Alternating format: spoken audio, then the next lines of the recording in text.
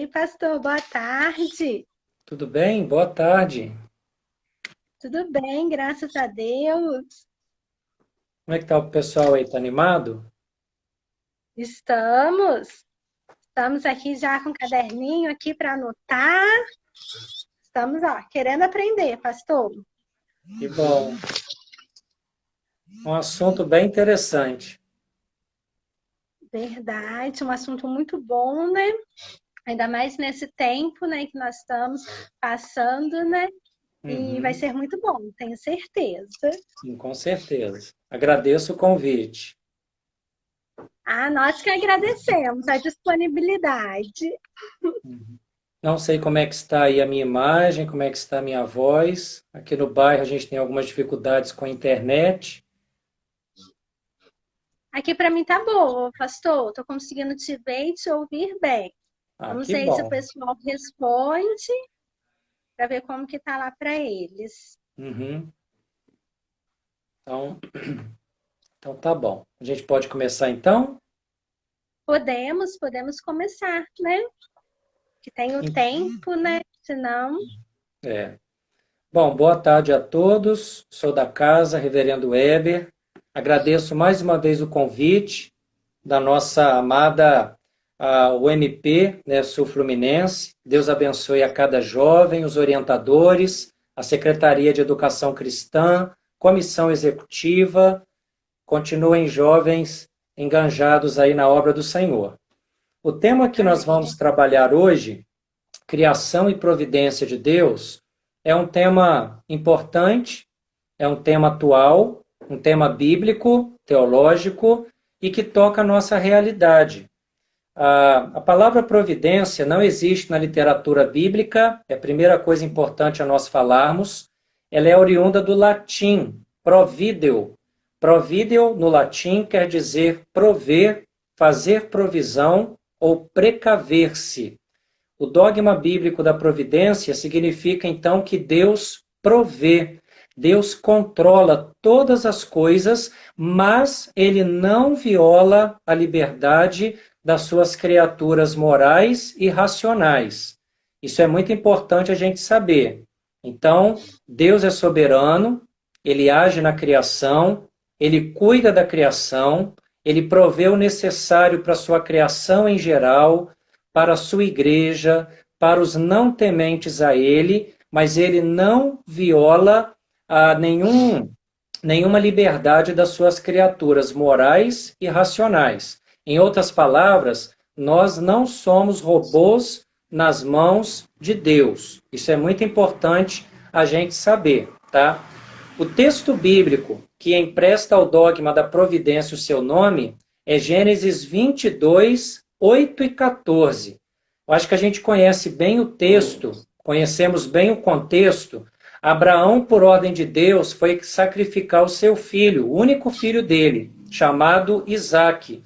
Isaque percebe que tudo está pronto para o holocausto, o sacrifício está tudo ok. Então ele se volta para o pai e pergunta: pai, onde que está o cordeiro para o holocausto? E Abraão vai responder o seguinte, Gênesis capítulo 22, o verso 7. Deus proverá para si, meu filho, o cordeiro para o holocausto. E seguiram, diz o texto, e seguiram ambos juntos.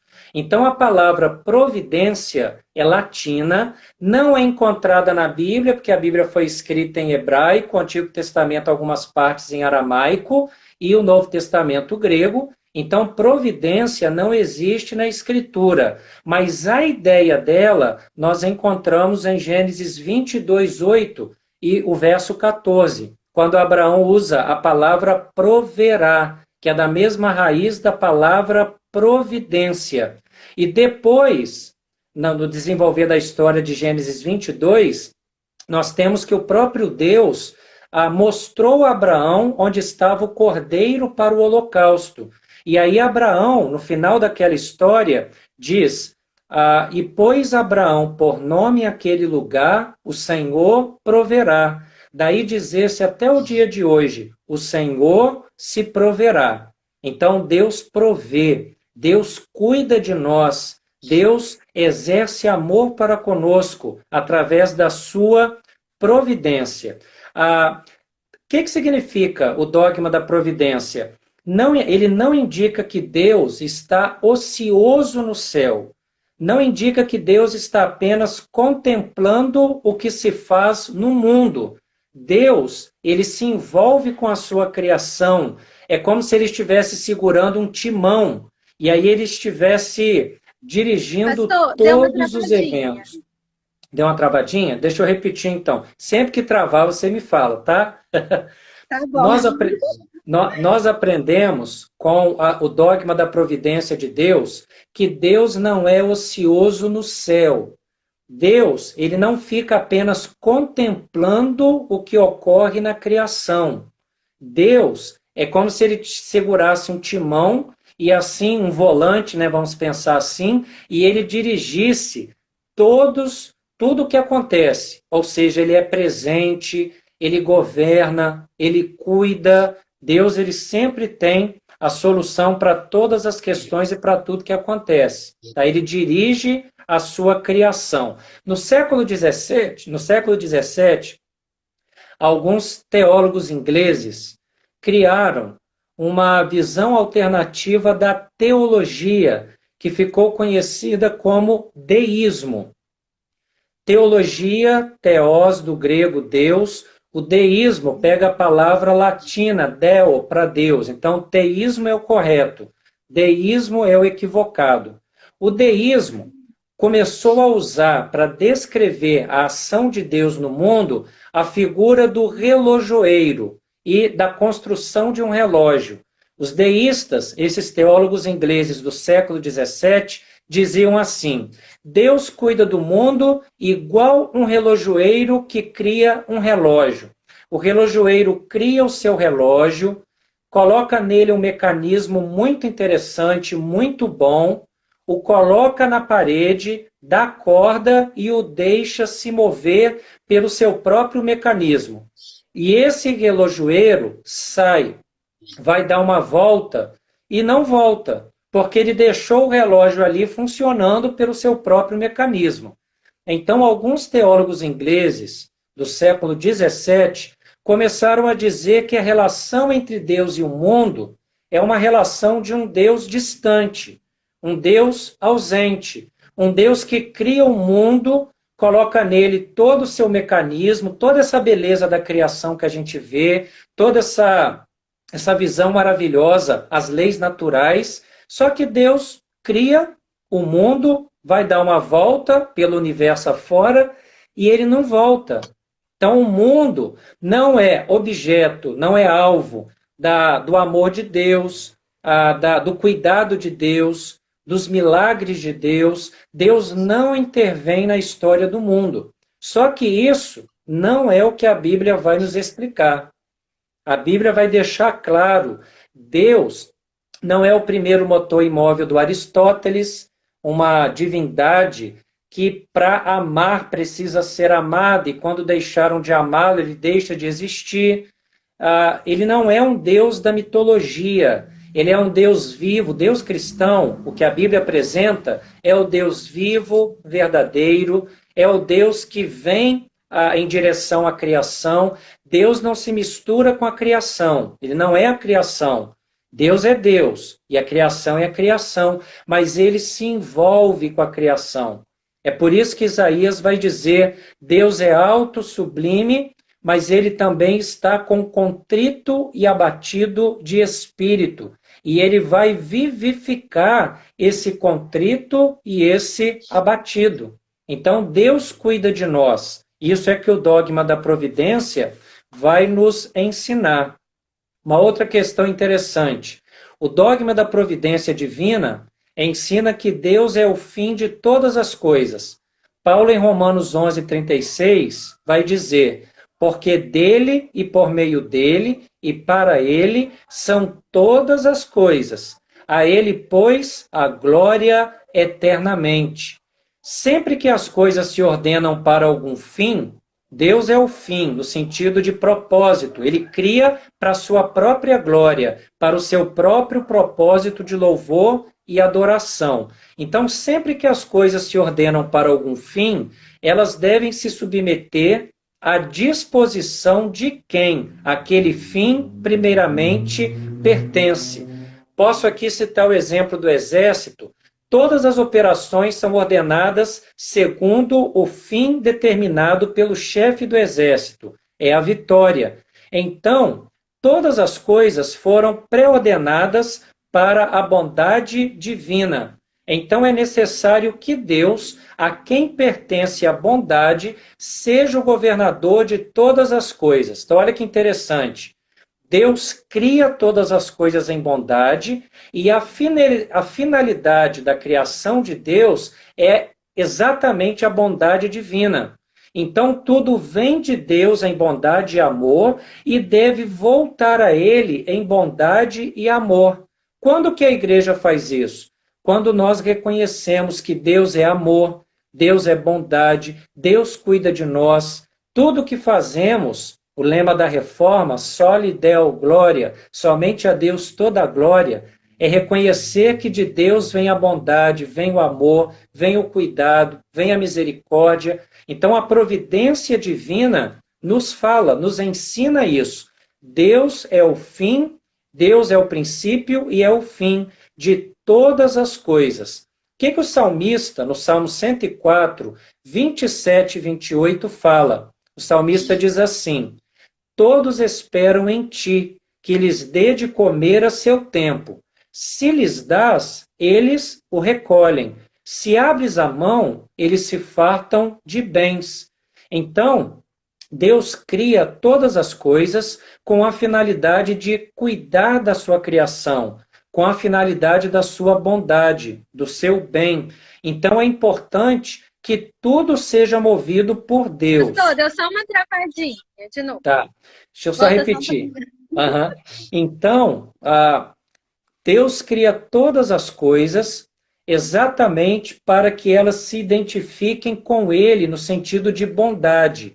A criação de Deus vai corresponder a Deus pela sua bondade. Tem gente que só ama a Deus, a palavra, a igreja, o testemunho, com a ideia do mandamento. É uma ordem. Então eu preciso amar a Deus, a igreja, amar a escritura, amar o próximo, amar o mundo, a natureza, porque é um mandamento. Só que interessante que o apóstolo João, além da ideia do mandamento, ele coloca a ideia do amor.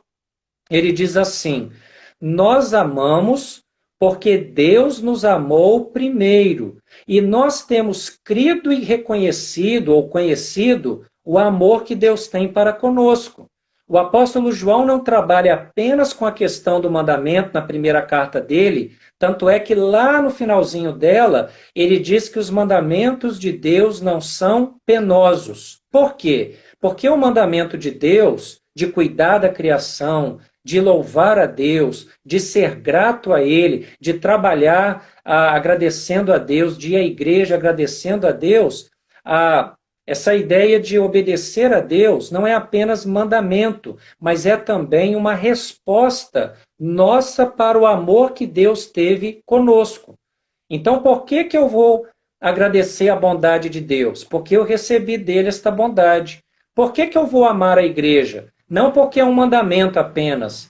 A Bíblia fala do mandamento de ir à igreja, não deixar de congregar, ter alegria em ir à casa de Deus, isso é muito importante. Só que não é só mandamento. A Bíblia fala do amor como resposta àquilo que Deus fez conosco. Então, o marido é bom para com a esposa, não é porque é um mandamento divino apenas, mas é porque ele recebe de Deus o dom do amor. Então, ele vai amar a esposa, aí o apóstolo Paulo vai trabalhar isso no casamento, em Efésios, falando do relacionamento marido e mulher. Da mesma forma, a mulher para com o marido, o ser humano para com a igreja, o trabalho. Nós fazemos todas essas coisas como resposta. Deus nos ama, nos dá capacidade para sermos alcançados pela graça dele. Em resposta, nós amamos, nós cuidamos, nós somos bênção. Então não é só mandamento, ordem, eu vou obedecer uma lei. Não, é mandamento, mas é amor. Então a providência de Deus comunica o amor de Deus para todos nós e nos ensina a amar em resposta ao que Deus fez conosco.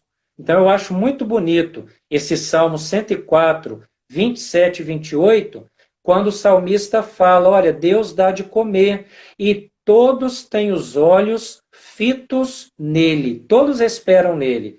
Quando Deus abre a mão, o que nós fazemos? Nós abrimos a nossa mão também para receber dele a bênção, o alimento, a família, o trabalho.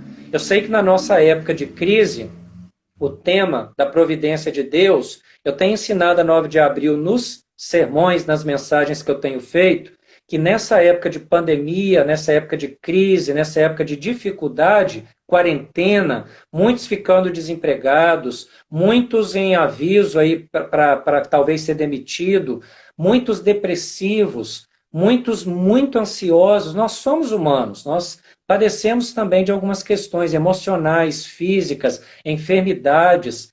O que nós precisamos?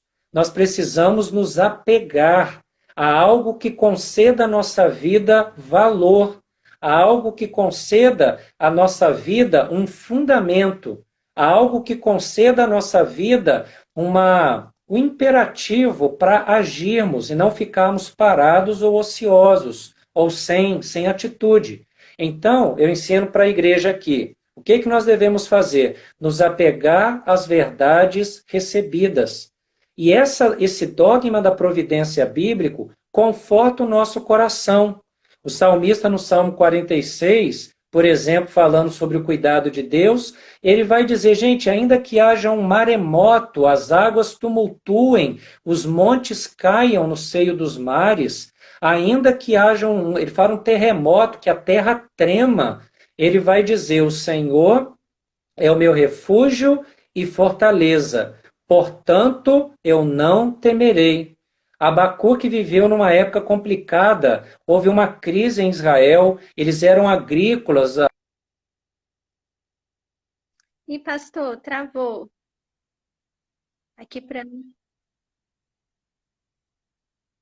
Pastor, aqui para mim travou. Ah, não, porque alguém me ligou aqui no WhatsApp, rapidinho eu tirei a ligação. Aí eu fui, vá, Então tá bom.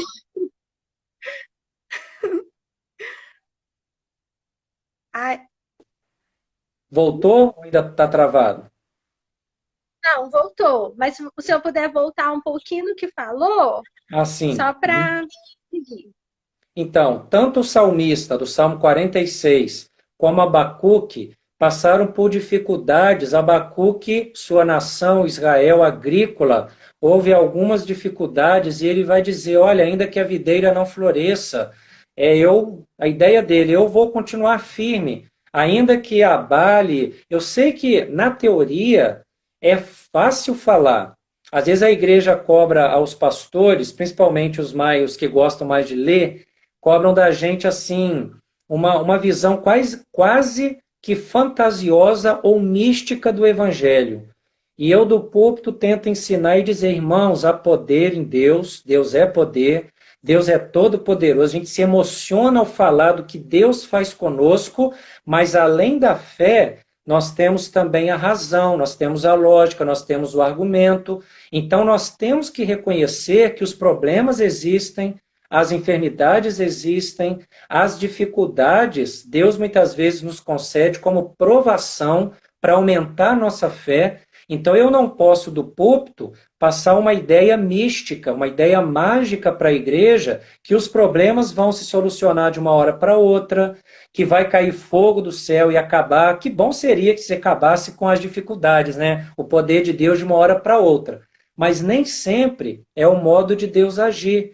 Então, o que Deus nos ensina nessas dificuldades? Na teoria é fácil falar, mas e na prática? E na visão ali realista da coisa, no argumento, na lógica, na realidade, não questão mágica. Nós sabemos que é complicado. Aqui na igreja e no bairro, eu recebo constantemente pessoas afirmando que perderam emprego, pessoas depressivas, pais de famílias. Eu fui à Volta Redonda há algumas semanas, um senhor desesperado me pedindo para eu deixá-lo lavar o meu carro por fora. E ele me disse assim, moço, vocês me perdoem a expressão, ele disse assim, moço, eu não sou vagabundo. Eu sou um pai de família que estou com dificuldade e eu preciso ganhar um dinheiro. R$ 10 eu lavo o seu carro. Quando eu voltei, ele tinha lavado tão bem que merecia até mais. Mas assim, a gente vai vendo o dia a dia, e aí a gente que é crente, voltando ao meu argumento lá atrás, a gente precisa de um fundamento. E qual é o fundamento? É a verdade do Evangelho. Uma verdade que não é só emocional, nós sentimos essa verdade, mas ela é também intelectual, porque a gente recorda os versos da Bíblia na nossa mente, recordamos a palavra de Deus aguardando em nosso coração. Então, a palavra fala ao nosso coração. Então, o conhecimento da providência de Deus é importante para a igreja porque conduz a um aspecto de Deus. Aqui eu estou trabalhando com João Calvino. João Calvino fala que a providência trabalha com um aspecto da teologia que pode ser alcançado por meio da fé. Calvino fala, por mais que alguns filósofos intelectuais possam contemplar Deus como criador por meio da visão da terra e do céu, fazendo especulação, cientificamente analisando, talvez se chegue à conclusão que é um ser transcendental, um ser superior que criou tudo isso, Calvino fala, a fé tem um modo peculiar de atribuir a Deus o pleno louvor da criação. Um crente e um ateu podem ler a Bíblia e chegar às mesmas conclusões lógicas, chegar às mesmas deduções, às mesmas argumentações. Pode acontecer. Às vezes a gente vê debate que um ateu está falando, ele cita a Bíblia de Gênesis a Apocalipse, sabe muito, mas ele falta um aspecto importantíssimo que o cristão verdadeiro possui, dado por Deus, que é a fé. A fé tem um modo peculiar de atribuir a Deus o louvor pela sua criação. Pastor, Por deu exemplo, bem uma... Tinha. deu uma travadinha? Na hora que você foi falar o que faltava. Ah, tá. É a questão de que a fé, ela tem um modo peculiar de atribuir a Deus o pleno louvor da criação. Então, o ateu, o cristão, podem chegar às mesmas conclusões lendo a Bíblia, de estudo, de pesquisa. Só que o cristão verdadeiro tem algo que o ateu não tem. E esse algo faz toda a diferença, que é a fé.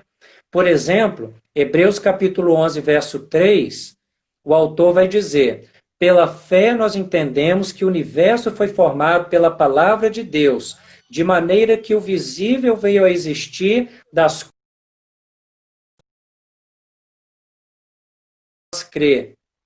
Em Deus, a fé nos faz crer. Acho que travou aí também, né? Deu uma travadinha.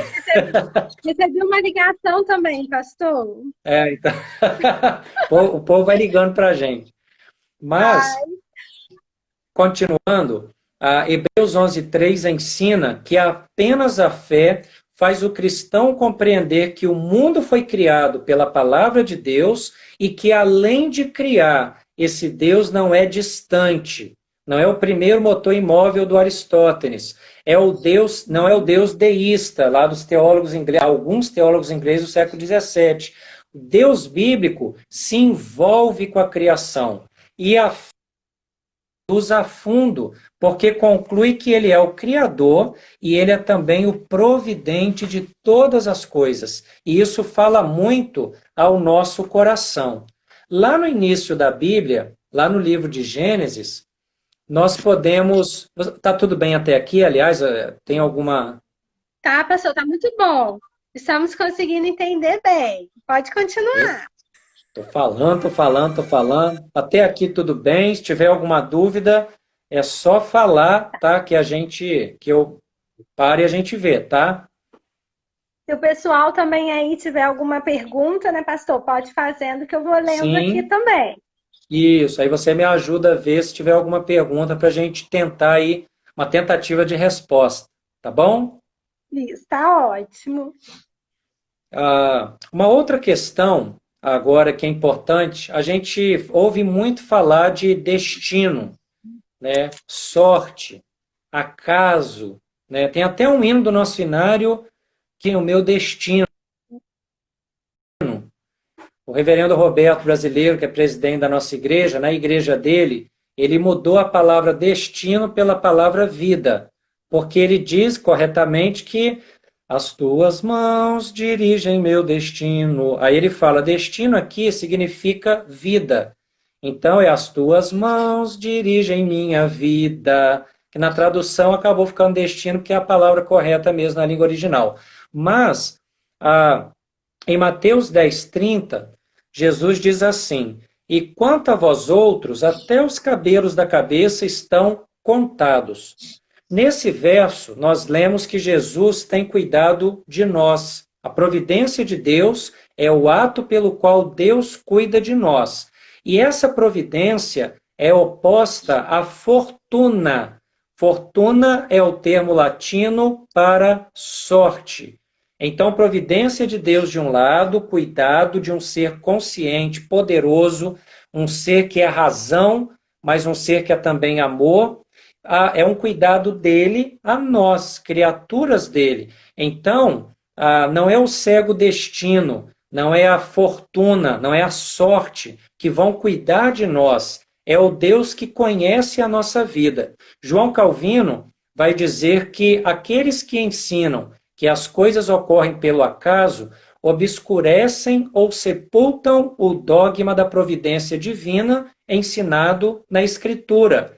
Para estes, para as pessoas que não creem na Bíblia, se alguém cai entre ladrões, ou se por um repentino vento ocorre um naufrágio no mar e alguém consegue escapar milagrosamente do fio da morte, todos estes acontecimentos, um considerado ruim, o outro considerado bom, ou seja, favorável e adverso, são atribuídos ao acaso. Calvino vai trabalhar que o cristão deve entender que as coisas que acontecem, elas sempre têm a visão de Deus supervisionando a cada uma delas, até as coisas complicadas. Eu sei que, volto a falar, na teoria é fácil, mas na prática não é tão fácil assim, mas é bíblico e o Espírito nos ajuda a compreender a palavra de Deus. Eu sempre penso no caso de Jó. Depois de toda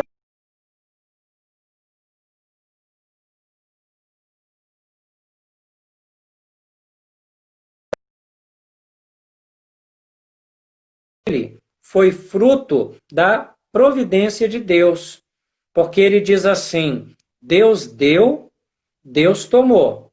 Bendito seja o nome do Senhor. Olha que interessante. Jó acaba de receber a notícia, os filhos morrem, os bens morrem, o gado morre, a casa, né, desaba, tem confusão.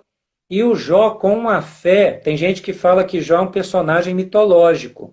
Não é. É um personagem que nós, ortodoxos, consideramos real.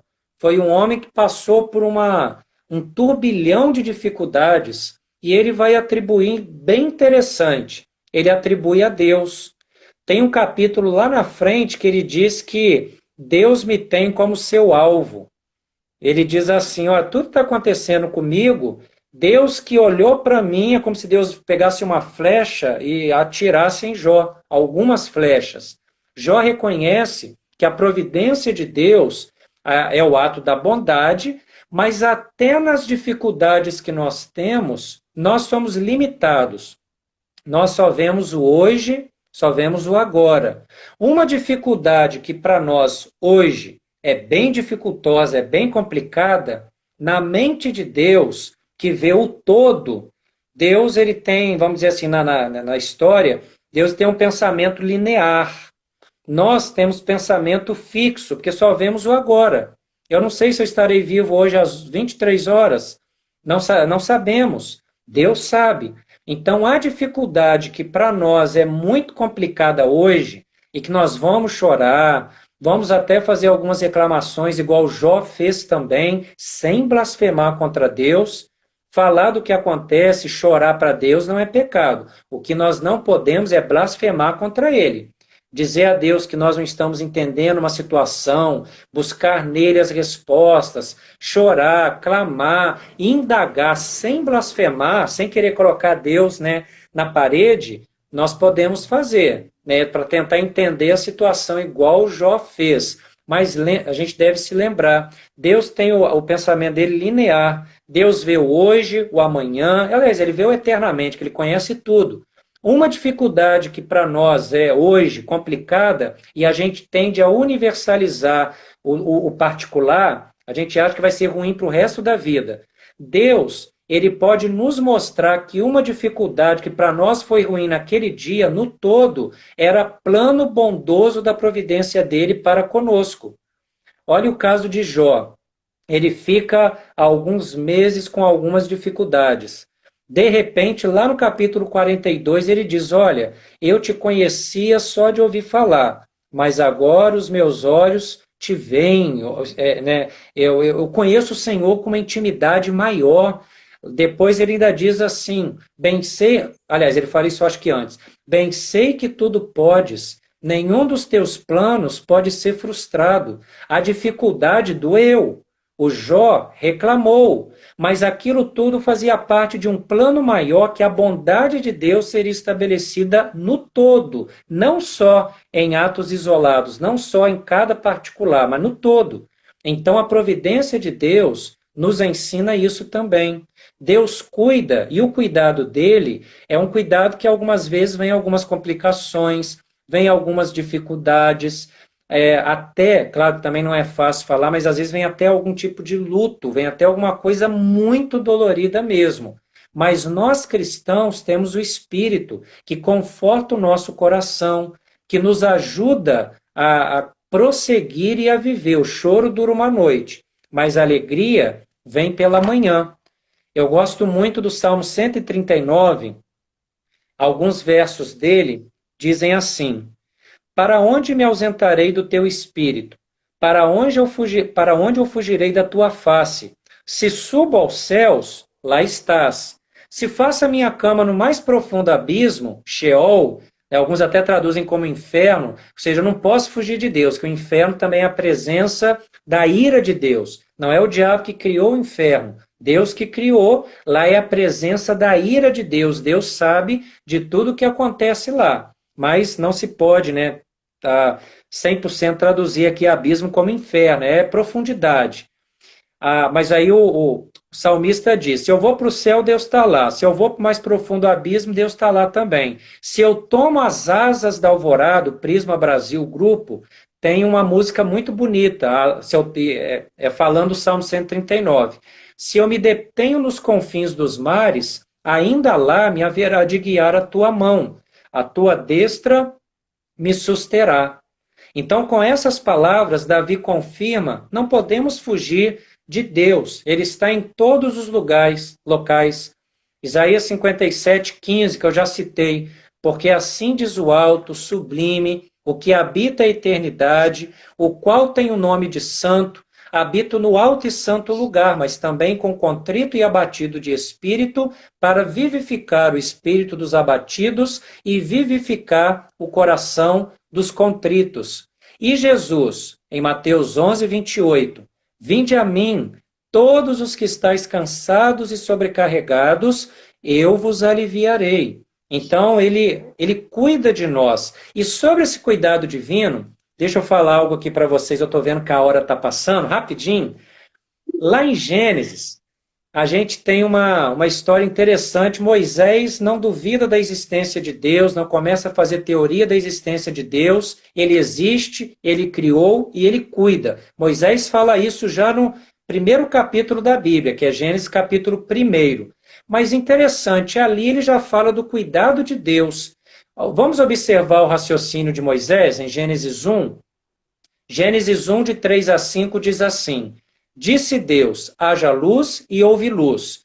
E viu Deus que a luz era boa, e fez separação entre a luz e as trevas, chamou Deus a luz dia e as trevas noite, houve manhã e tarde o primeiro dia. Depois, isso é Gênesis 1, de 3 a 5.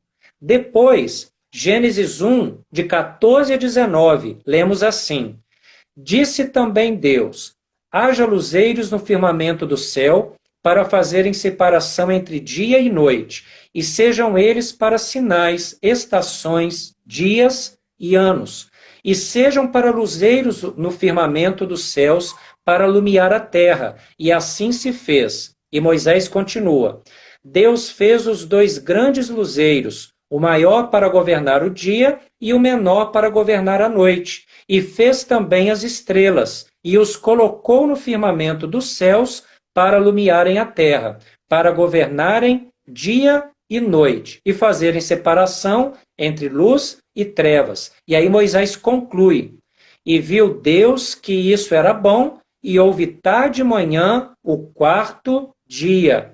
Olha que interessante, se nós unirmos Gênesis 1, de 3 a 5, com Gênesis 1, de 14 a 19. No primeiro dia, Deus criou a luz, porém no 4º dia apenas, Deus criou o sol. Esse fato para a teologia bíblica e para o dogma da providência de Deus é muito importante. Por quê?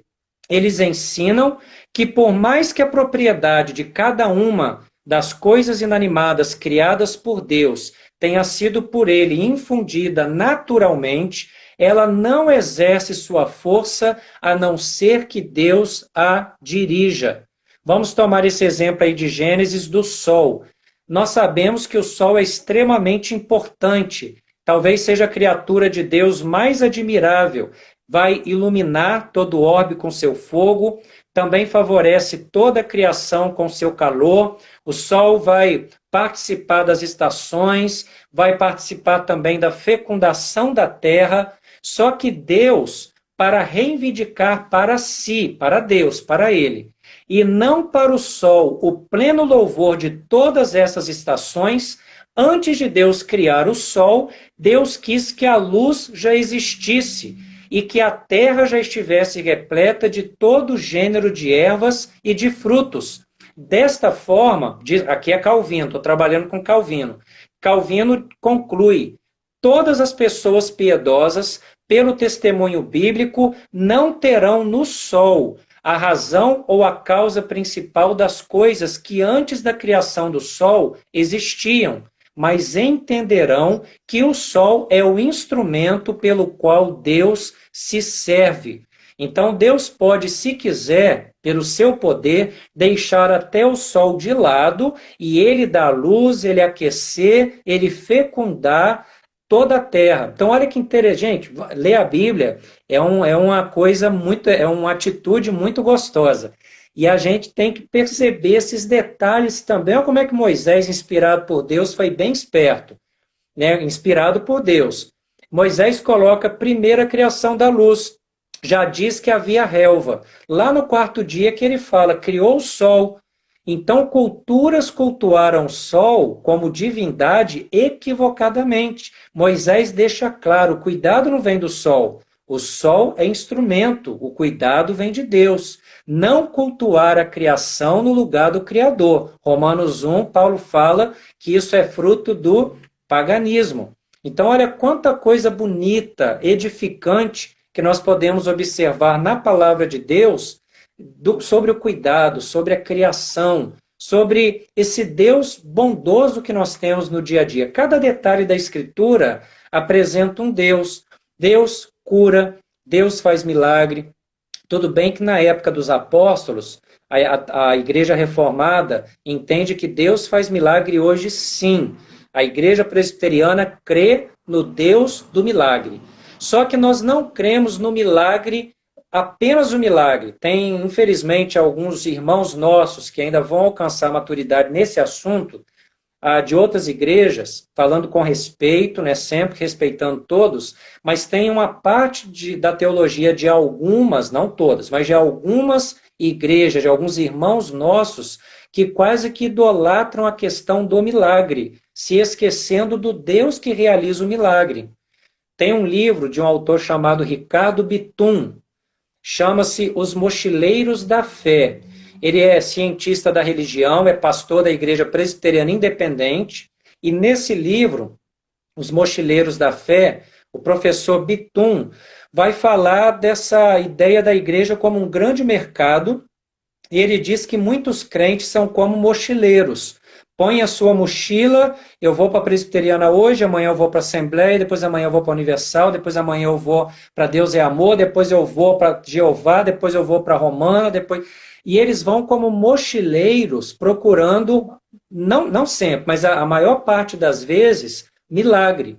Qual a igreja que dá mais? Qual a igreja que faz mais? Qual a igreja que grita mais? Então, é bem interessante essa. Lá ele dá dados, ele faz pesquisa de campo. É um livro excelente que eu recomendo. Ricardo Bitum, Os Mochileiros da Fé. E a gente vê essa questão. Gente, Deus cura, Deus faz milagre. No passado, ele usou os apóstolos, ou usou alguém muito diretamente ligado aos apóstolos para fazer milagre. Qual é a nossa arma hoje, no sentido de instrumento? Qual é o nosso instrumento hoje para Deus fazer milagres, para Deus nos abençoar cada dia? A gente tem essa arma dentro de nós, é a nossa oração. Orando, tendo fé. Não estou dizendo que se você tiver fé, às vezes você tem fé, mas Deus não vai fazer, porque o plano eterno dele não é aquele. Mas a nossa oração é extremamente importante, porque é através da oração que Deus dispensa as bênçãos dele eternas para a sua igreja e para o mundo. Outro dia, uma senhora aqui da igreja me disse assim: pastor, às vezes eu acordo de madrugada me lembrando de um neto, já me lembrei até, já falou comigo, já me lembrei até do senhor uma vez de madrugada, já me lembrei de outros irmãos, de gente que não é crente. O que é isso? E eu disse: minha irmã, olha, eu entendo que Deus, ele dispensa as bênçãos por meio da oração da igreja. Então, se Deus está te despertando e te fazendo lembrar, ore por essa vida. Deus tem algo para derramar sobre sua vida, sobre a vida daquele que a irmã ora, que a irmã é intercessora. Então, ore. É Deus que pode estar lhe concedendo o privilégio de ser instrumento dele para que, através da oração da senhora, vidas sejam alcançadas, vidas sejam curadas, vidas tenham o evangelho no coração. Então, Deus, ele faz através da igreja, através da nossa oração, através da nossa piedade, mas não quer dizer que toda vez que você tiver fé e pedir, Deus vai conceder, porque às vezes não é da vontade dele. Tem alguns que colocam tanta pressão na cabeça dos membros da igreja que eu fico assim preocupado, porque começa a dizer: tá vendo, você não recebeu o seu pedido porque você não tem fé. Então, a pessoa fica numa pressão grande, porque muitas vezes são pessoas piedosas, são pessoas de bem, são pessoas que leem a Bíblia, que têm fé no coração. Então, eu não posso julgar a ação de Deus mediante a fé de qualquer pessoa, mas eu devo reconhecer que o ato da fé é muito importante na oração e para Deus efetuar a vontade dele na terra. Então eu tenho que entender. João, por exemplo, vai dizer: se pedimos alguma coisa, eu acho que é 1 João 5, se pedimos alguma coisa segundo a vontade de Deus, ele vai realizar. Jesus, quando vai orar no Pai Nosso, seja feita a tua vontade. Então a nossa fé importa, mas a vontade de Deus é soberana. Tá bom? Então é muito importante, providência de Deus, questão de milagres. O problema do mal, né? Deus não é o autor do mal, é outro problema que a providência de Deus trabalha também. Providência lembra cuidado, lembra que Deus faz milagre, lembra que o mal existe, mas Deus não é o autor do pecado nem do mal, e aí a gente vai ter que conviver com essa questão, muitas vezes nos indagando por que Deus permitiu, mas ele permitiu, é soberano, e a bondade dele, conforme eu expliquei, triunfa sobre todas as coisas. Então é bem interessante. Acho que eu falei um bocado já, né? Nossa, pastor, muito bom, né? Aqui em casa a gente tem estudado o livro de Deuteronômio e Sim, fala muito sobre a questão do amar, sobre a questão de trazer a memória, né? Quando o povo sim. está ali querendo se afastar, querendo esquecer, né? E traz isso tudo para a gente, das providências que Deus fez, que Deus faz e que vai continuar fazendo em nossas vidas, né? Uhum. E da questão do amor mesmo. nosso para com Deus, né? A questão da bondade, como você explicou, né? Muito bem explicado, por sinal. Foi muito bom mesmo, porque faz a gente, né? Como você falou, a gente acaba vendo e lendo a Bíblia de uma forma, assim, maravilhosa, como você explicou do livro de Gênesis, a questão da luz, né? Quando a gente faz o estudo, né? Que a gente busca a ação do Espírito Santo em nossas vidas, a gente consegue entender, né? Muito Sim. melhor, né? E não se deixa, igual você explicou a questão das pessoas que acabam indo buscar milagres, né? Indo de igreja em igreja para buscar algo palpável, né? Que a gente sempre fala que as pessoas elas querem o palpável, né? Quando a Sim. gente pode, através do Espírito Santo em nós, a gente não precisa, não é que a gente não precise ver essas coisas. A gente consegue entender que Deus, Ele é Deus e Ele Sim, continua existindo independente das circunstâncias, né, em exatamente. nossas vidas. E não Uhum, precisamos sair buscando por algo, né? Porque nós uhum, precisamos crer em Deus, né? No que Ele faz, né? Na uhum. essência dele. Então, assim, foi Exatamente. muito bom, pastor. Quer Só, acrescentar mais, pastor? Que eu acho que ainda dá tempo, que ainda não sim, apareceu nada aqui para mim, só não. fazendo um rápido comentário ao que você disse, a questão do lembrar-se lá de Deuteronômio, sempre a ênfase dos profetas e do próprio Jesus é que, em vez de ficar buscando questões sobrenaturais, se atentarem ao que está escrito no sentido de recordação. Por exemplo, uma vez um grupo pediu para Jesus: queremos ver de tua parte algum sinal. O que Jesus responde para eles? Nenhum sinal lhe será dado, senão o sinal do profeta Jonas. Falando lá do Jonas e o grande peixe. O que Jesus está falando para eles? Vocês querem saber do grande sinal? Leiam a Escritura, vão meditar nela, vão interpretar de forma correta. Lá 100 anos depois da volta do cativeiro babilônico, o povo estava bem triste, na época de Malaquias, o profeta. O povo estava bem triste. Então, cadê o Messias? Eles se perguntavam. Capítulo 3 de Malaquias, o povo diz a Deus: inútil é servir ao Senhor. O que nos adiantou? Ih, pastor, travou. Tá, tudo bem, Pastor, travou aí. voltou? Como é que está agora? Não, não Voltou? voltou aí. Não, Mas é assim, mais ou nem a menos. minha, nem a minha voz. A voz está voltando, mas a imagem não. Ah, tá. É porque mexeram alguma coisinha aqui, deve ter atrapalhado a imagem. Mas a minha voz dá para ouvir, né? Dá, tá dando. Então, deixa eu Mas só. só volta um pouquinho no que você Tá. falou. Eu estava falando que na época do profeta Malaquias, o povo estava bem desanimado. Uma parte do povo havia se revoltado contra Deus mesmo, julgando que a promessa dele estava demorada. E aí eles começaram a falar: inútil é servir a Deus. O que nos adiantou termos cuidado em guardar as festas, os rituais? E o que adiantou tudo isso? E aí Deus usa o profeta Malaquias para recobrar o ânimo do povo. Uma parte estava revoltada e outra parte estava sendo influenciada por aquela outra parte para se revoltar também. Então, o profeta vai dizer assim em nome de Deus, ou melhor dizendo, Deus falando em nome do profeta. Recordem-se da lei que meu servo Moisés deu perdão, lá no Monte Sinai, né? Horebe, falei a palavra errada aqui. O que o profeta fala? O que Deus fala em nome do profeta, por meio do profeta? Deus diz assim: olha, gente, volta para a lei, porque na lei vocês vão alcançar, vocês vão ter esperança, ensinamento, perseverança, um fundamento para viver e viver de uma forma espiritual que agrade a Deus. A lei não vai retirar as dificuldades, não vai fazer Deus abreviar ou não o tempo do que ele determinou. Mas a lei é importante. Então, na Escritura, Nunca a Escritura manda a gente ficar procurando sinal, prodígio. O nosso tempo é muito apocalíptico, né? Questão, quarentena, a enfermidade. Eu vejo muito essas questões apocalípticas, né? Do final do mundo. Não que a gente não possa especular sobre isso. Nenhuma opinião pode ser criminalizada, não é isso.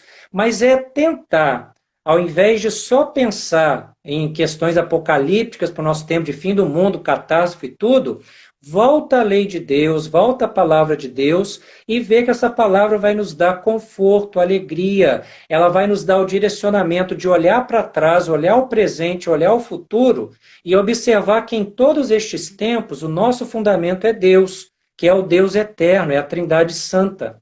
Então você falou uma coisa interessante do livro de Deuteronômio, esta é a ênfase de fato. Volta para a Bíblia, vamos ler a Bíblia, vamos nos edificar. E, gente, milagre na vida do cristão é coisa corriqueira. O nosso Deus faz milagre. Claro que a gente se alegra quando a gente vê que um acontece, a gente chora de emoção, né, a gente fica muito alegre, mas para nós, gente, o Deus que nós cremos abriu o mar vermelho, ressuscitou Cristo, ressuscitou Lázaro. É o Deus que, na época das perseguições, quantas pessoas foram livres de forma milagrosa. Então, ele faz milagre, mas a gente tem que procurar o Deus do milagre, não o milagre em si. A Bíblia fala de alguns tipos de fé, não vou trabalhar hoje porque o nosso tempo já está bem adiantado, mas é fé salvadora, fé para milagre, fé histórica. São alguns tipos de fé. A fé que salva é a salvadora só, de fato, né? Própria redundância, mas é. A fé salvadora é a que salva. Fé para milagre, alguns tiveram fé para milagre, lá em João, os leprosos, só um voltou, que ele teve fé para milagre e fé salvadora. Foi salvo. Os outros todos era a fé de Pastor, milagre. agora apareceu, falta 25 segundos. Ah, então, só para Apareceu agradecer. aqui.